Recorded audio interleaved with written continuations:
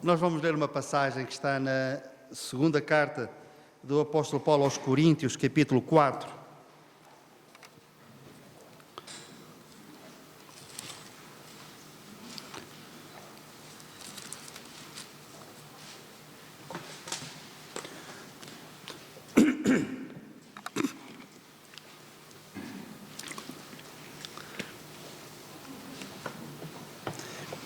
É o versículo 8 e o versículo 9.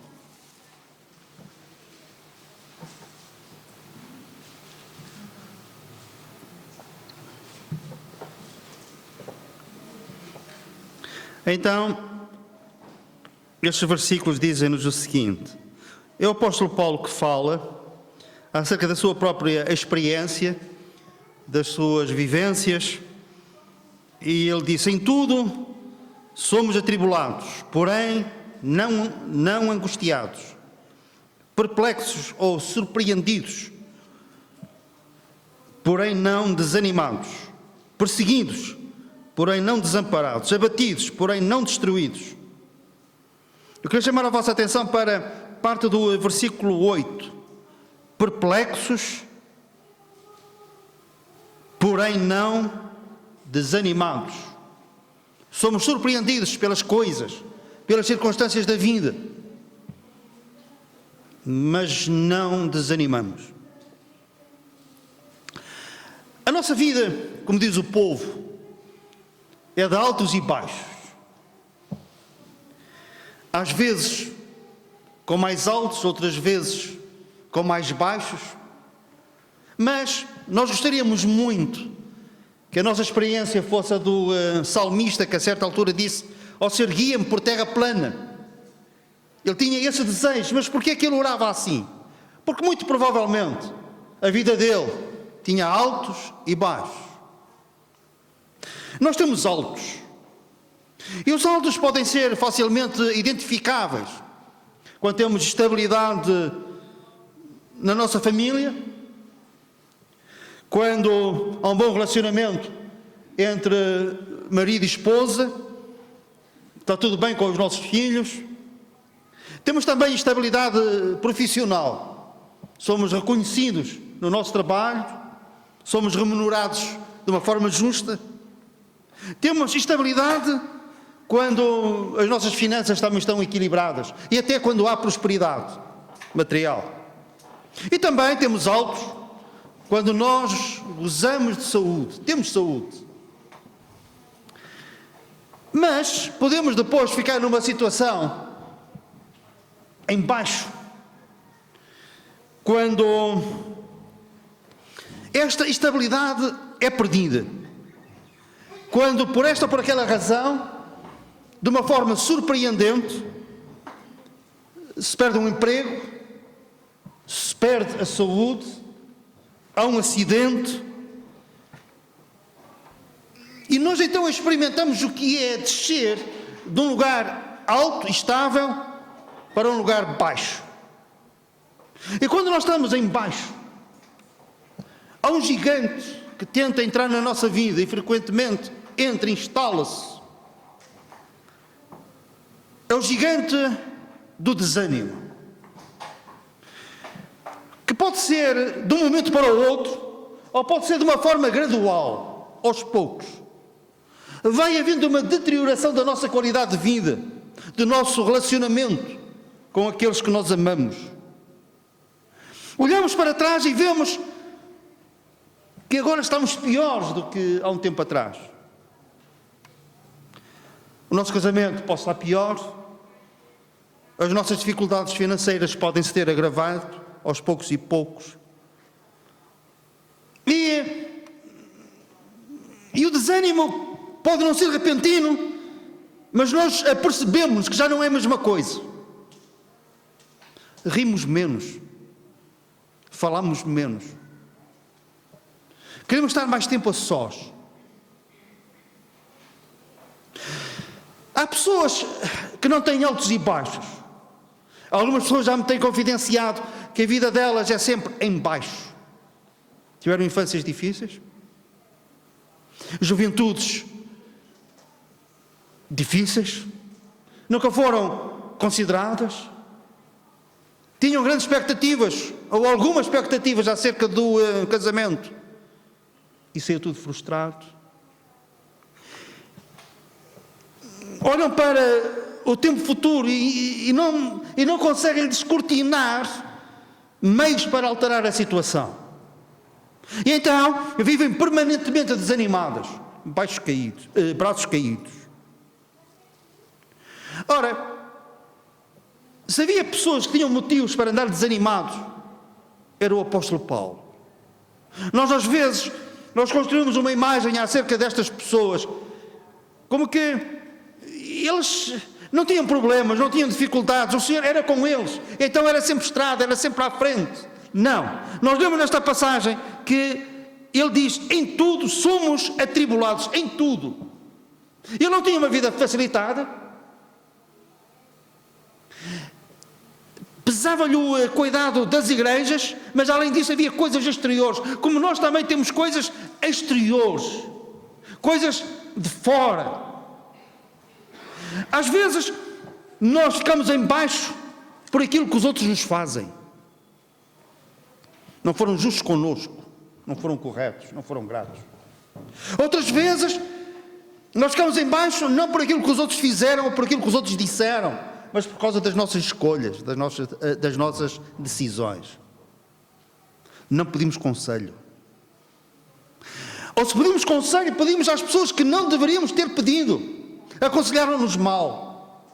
A Bíblia alerta-nos quanto a isto, dizendo, não andes segundo o conselho dos ímpios. E quando nós nos apercebemos, estamos numa cova funda, enfrentando e tendo que conviver com esse gigante chamado desânimo. Não fomos prudentes, mas fomos ingênuos. E também anda por aí um certo inimigo, ele anda à solta. É um sem caráter, um sem vergonha, sem nenhuma boa intenção. É mentiroso, é ladrão e é homicida. Um dia Deus encontrou-se com ele. Ele chama-se Satanás, o diabo. O Senhor encontrou-se com ele e fez-lhe uma pergunta: de onde vens? E a resposta dele foi muito direta, objetiva. Ele disse, eu venho de rodear a terra e de passear por ela. E ele anda por aí rodeando a terra, passeando pela terra, ainda hoje. E o Senhor pergunta-lhe, observaste o meu servo Jó? Reparem, nesta palavra, observaste. Observar é algo mais do que ver. Eu às vezes, eu passo por uma pessoa, estou a vê-la e não estou a vê-la. O Domingos no dia queixou-se de mim. Doutor, eu passo por si, levanta a mão, você nunca levanta a sua mão, você está a olhar e não me vê. Não vejo. Então, mas você está a olhar em frente e não me vê. Não vejo. É que não via mesmo, mas agora estão a atender. Por causa disso. Mas observar é diferente. Paramos, olhamos atentamente. Então o Senhor pergunta, observaste o meu servo Jó? Observaste? E Jó estava a observar, Satanás conhecia a Jó, estava a observá-lo. Olha, conhecia a família dele, sabia quantas cabeças de gado ele tinha. Com certeza que conhecia a consagração dele ao Senhor também, a sua devoção. Ele sabia quais eram os seus bens. E ele disse-lhe, Satanás responde ao Senhor e diz, pois tu deste-lhe tanto. Ele sabia quanto Jó tinha.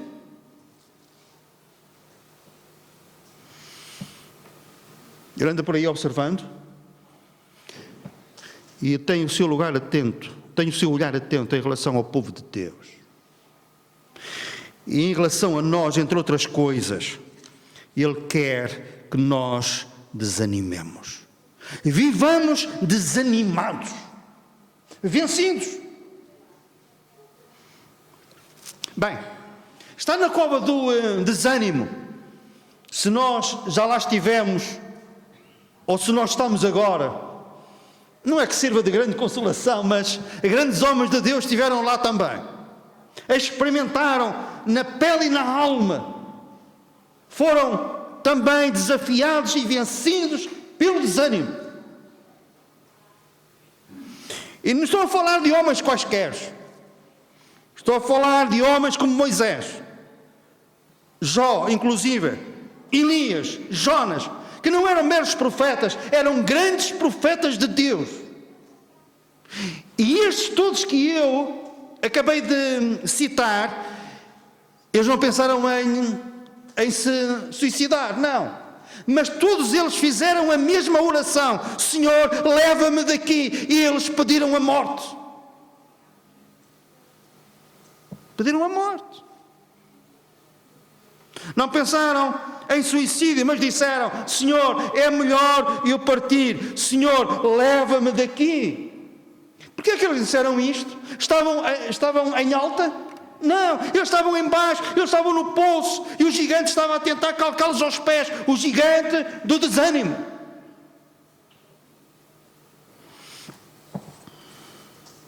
Mas com o apóstolo Paulo foi diferente. O gigante cercou, e esse que anda à solta, a passear aí pela terra, aproximou-se dele, de uma e de outra forma,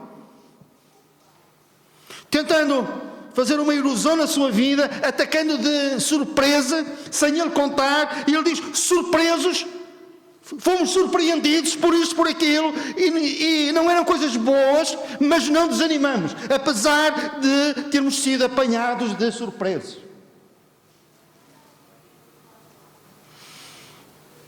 Porque é que mesmo sendo em tudo atribulados, ele disse: não desanimamos. Haverá recursos. Nós como crentes, nós como filhos de Deus, nós teremos recursos, há acesso aos recursos de Deus, para que, apesar do contexto à nossa volta, a situação que nós vivemos, altos e baixos, mas baixos profundos, há a possibilidade de nós cairmos lá, mas há a possibilidade de não cairmos, apesar de sermos empurrados para lá. Olhem, Jesus sabia, e Ele sabe que este gigante se iria atravessar na nossa vida, se ia cruzar no nosso caminho. E Jesus fala acerca dele. Jesus fala acerca do gigante chamado desânimo. Se nós lutarmos com as nossas forças, nós seremos como um simples pastor, David, a enfrentar o gigante Golias. Mas não nos esqueçamos que David enfrentou no nome do Deus Altíssimo. Ele disse: quem é este que está a afrontar o exército do Deus vivo? Quem é este? Ele vai lá no nome do Senhor. E nós podemos enfrentar este gigante chamado desânimo no nome do Senhor. No nome do Senhor. Jesus fala acerca deste gigante e diz: é possível vencê-lo. É possível vencê-lo. 3 versículos. Um refere-se ao passado, outro ao presente, o último ao futuro. Mateus capítulo 9, versículo 2. Porque é que nós podemos vencer o gigante chamado desânimo? Por algo que em relação ao povo de Deus já aconteceu no tempo passado. Mateus capítulo 9, versículo 2.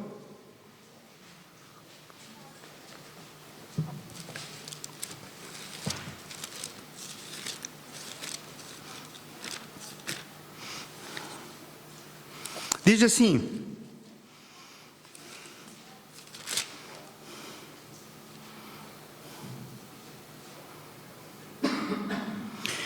e eis que lhe trouxeram um paralítico, a Jesus, trouxeram-lhe um paralítico, deitado num leito.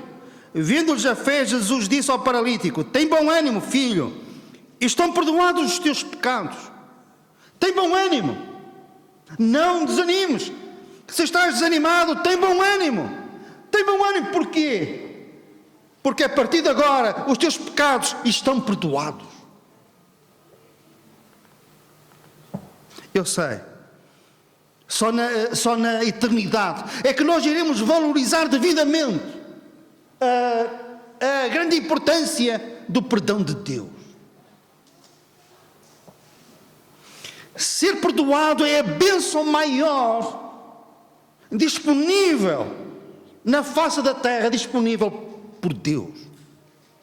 Porque o facto de nós sermos perdoados é a fonte de todas as outras bênçãos. A Bíblia fala acerca da bênção da nossa salvação e das coisas que acompanham a salvação. Mas as coisas que acompanham a salvação só são possíveis depois de nós estarmos salvos. Primeiramente é a salvação e depois as coisas que acompanham a salvação. Certo?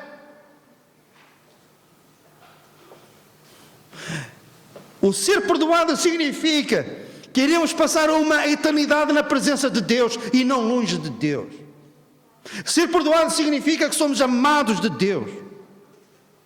E quando o desânimo, quando esse gigante bater à nossa porta, e se ele forçar a porta, nós podemos dizer: o que é que tu queres? Eu fui perdoado. E mesmo que nós não tenhamos uma boa voz, nós podemos cantar: fui perdoado, porque Jesus foi esquecido. Amém? Augusto, és capaz de cantar o fui perdoado? Perdoado, se fostes esquecido. É isso. Eu sei que tu gostas muito deste cântico. Fui perdoado, tu foste esquecido. Então, quando o gigante do desânimo bater à nossa porta, nós podemos dizer: mas eu fui perdoado. E por isso eu tenho razão para ter bom ânimo. Tem bom ânimo. Os teus pecados foram perdoados.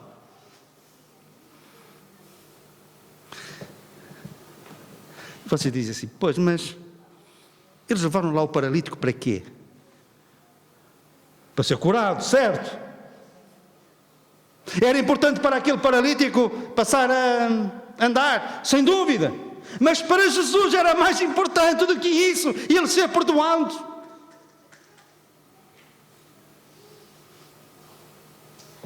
Podemos não ter nada, podemos ter perdido tudo, mas se nós formos perdoados, não há bênção maior do que esta.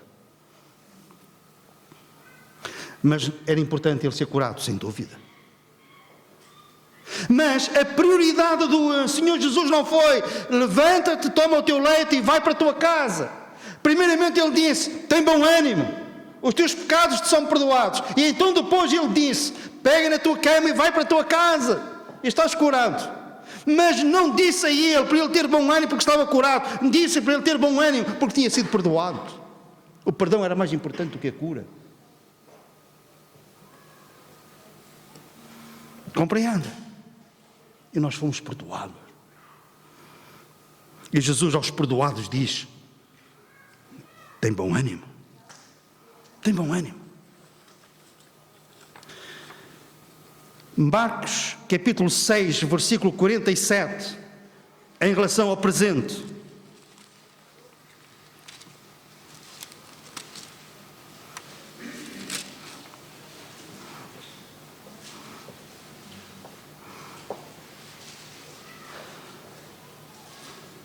Marcos 6, 47. Ao cair da tarde, estava o barco no meio do mar com os discípulos e Jesus sozinho em terra. E vendo-os em dificuldade a remar, porque o vento lhes era contrário, por volta da 4ª vigília da noite, veio ter com eles, andando por sobre o mar, e queria tomar-lhes a dianteira. Eles, porém, vendo-o andar sobre o mar, pensaram tratar-se de um fantasma e gritaram, pois todos ficaram aterrados à vista dele. Mas logo lhes falou e disse: tende bom ânimo, sou eu, não temais. Tende bom ânimo.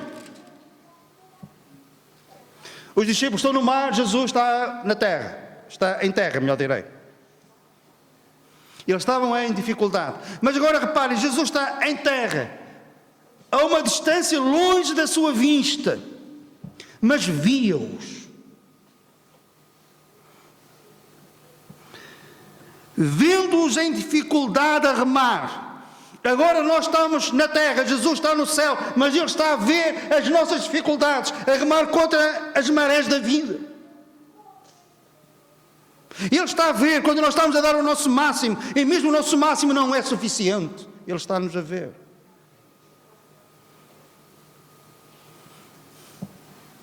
Ele está a ver o nosso cansaço. Estamos a ficar cansados. E o cansaço convida o gigante a entrar. Ele está a ver.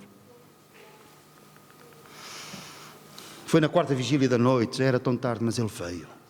E nós lemos aqui, e este versículo para mim, isto é tremendo, ele veio ter com eles. O Senhor está a ver. Nós estamos na terra, Ele está no céu, mas Ele está a ver. E no seu tempo, Ele virá ter conosco. Amém. Ele virá ter conosco. Ele virá ter contigo. Porquê? Porque Ele é fiel à sua promessa. Eu estarei convosco todos os dias. E aquilo que Ele disse à nação de Israel, ainda diz a cada um de nós: quando passares pelas águas, estarei contigo. Ele não fica indiferente ao ver o nosso cansaço, a nossa dificuldade a remar.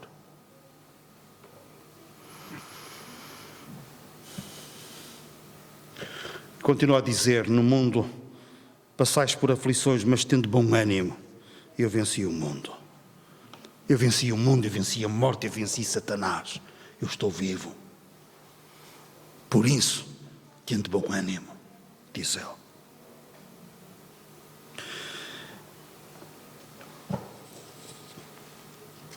Eu penso que uma das promessas que nós mais facilmente esquecemos, lamentavelmente, e com muito prejuízo para nós, é esta promessa.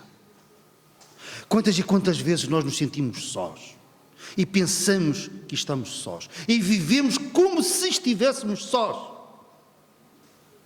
Certo ou errado? E Jesus diz: mas estarei contigo todos os dias. Apropriar a presença de Deus na nossa vida. E por que não dizer, apesar de Ele estar a ver: Senhor, sabes que eu estou em dificuldade, estou cansado de tanto remar, a corrente é mais forte do que as minhas forças, Senhor, vem ter comigo. Porque o gigante do desânimo está bem perto. Vem ter comigo. Eu quero ouvir da tua boca, eu quero sentir no meu coração, eu quero sentir na minha alma e ouvir com os ouvidos da alma aquela tua frase: tem bom ânimo, porque eu estou contigo, tem bom ânimo. Eu quero ouvir da tua parte.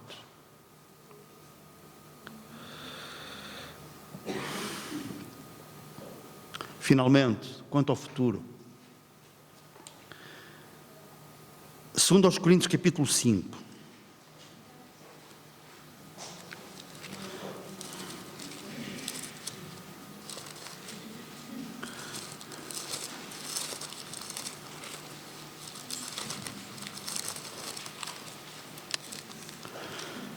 Segundo aos Coríntios capítulo 5, e vamos ler o versículo 1. Sabemos que se a nossa casa terrestre deste tabernáculo se desfizer, temos da parte de Deus um edifício, casa não feita por mãos, eterna nos céus. Ele diz: nós sabemos que se a nossa casa terrestre, o que é isto? É o nosso corpo. Se o corpo se desfizer, falam-nos acerca da morte. Se, então, mas porquê é que ele diz se? Porque Paulo acreditava na vinda do Senhor Jesus, no arrebatamento, enquanto ele estava vivo. E cada crente pode dizer: se o meu corpo se desfizer, se, porque pode-se dar o caso de eu ser arrebatado e não passar pela morte. Amém? Portanto, ele diz se. Mas vamos supor que eu passe pela morte. Versículo 6. Temos sempre bom ânimo. Olhem, isto é o ponto alto da espiritualidade. Temos sempre bom ânimo. Isto ser verdade na minha e na vossa vida é um milagre de Deus. E leva-nos ao exercício da fé, da confiança, da certeza que o Senhor está perto.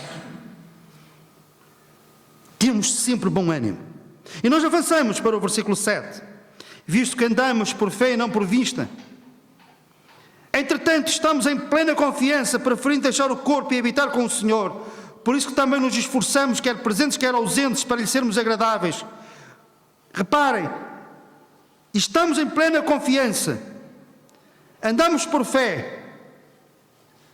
Enquanto no corpo estamos ausentes do Senhor, mas se nós partirmos, ausentes do corpo, presentes com o Senhor. Ele sabia. Sabem porque é que Paulo fala assim?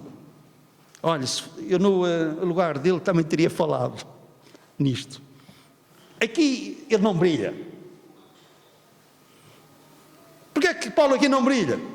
Ele diz, eu antes prefiro estar com o Senhor porque é muito melhor. Porque é que ele diz isto? Era pela fé, sem dúvida, mas era por outra razão. É que ele tinha estado lá no paraíso. Segundo aos Coríntios capítulo 12 diz, eu conheço um homem que há 14 anos foi arrebatado ao paraíso. Quem era esse homem? Era ele. E eu ouvi coisas que... Ele tinha lá estado, por isso é que ele queria ir para lá. Mas escreve aos Filipenses dizendo, mas por amor de vós eu fico. Até que o Senhor queira. Mas a minha vontade é ir. Puder... Mas estamos sempre de bom ânimo. Porquê? Porque ausentes do corpo iremos estar para sempre com o Senhor. Amém? Temos plena confiança. Plena confiança. Aqui não há lugar para a dúvida. Aqui não há lugar para a mínima dúvida. Nós temos plena confiança que vai ser assim. Aquele que uma vez confiou em Cristo tem plena confiança. Ausentes do corpo, presentes com o Senhor. Por isso também temos motivos para termos bom ânimo. Amém. Eu na quinta-feira passada estive numa conferência médica e estive com colegas que já não via para aí há 2 anos. Todos mais ou menos da minha geração. Alguns mais novos, que pareciam quase meus netos. E, netos não, mas filhos novos sim. Mas eu refiro-me agora aos colegas mais velhos, da minha idade mais ou menos. Alguns em 2 anos, eles se calhar pensaram o mesmo acerca de mim, mas o que eu pensei acerca dele foi, pá, tu estás velho. Envelheceram em 2 anos. Quase carecas. Muito peso. Pálidos. Sabem o que é? É a lei da vida. O corpo vai se deteriorando.